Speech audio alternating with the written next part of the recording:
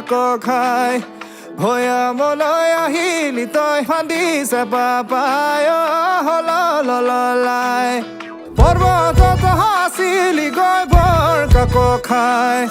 ভৈয়ামলৈ আহিলি তই ফান্দি চেপা পায় হলাই হল বগৰীয়া খাই তোৰ মানে বিদেশ গলৈ তোৰে নিন্দা যায়